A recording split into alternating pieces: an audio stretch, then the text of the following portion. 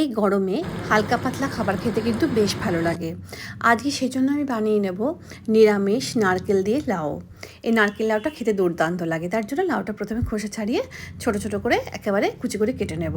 কড়াইতে সর্ষে তেল গরম করে প্রথমে বড়িগুলোকে আমি ভেজে তুলে নেব।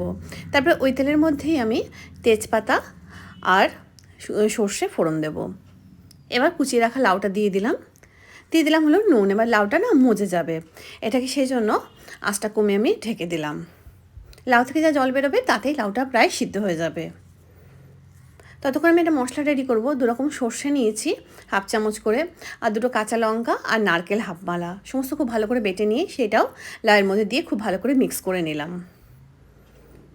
এবার দিয়ে দেবো হলো 1 কাপ মতো দুধ না দিতে চাইলে 1 কাপ জলও দিতে পারো। দিয়ে দিলাম হলো স্বাদ মতো একটু চিনি। এই রান্নাটা একটু মিষ্টি মিষ্টি হয় খেতে। এবার ভেজে রাখা বড়িগুলো দিয়ে দিলাম। সমস্ত খুব ভালো করে মিশিয়ে নিয়ে নামিয়ে নেব। গরম ভাতের সাথে পরিবেশন।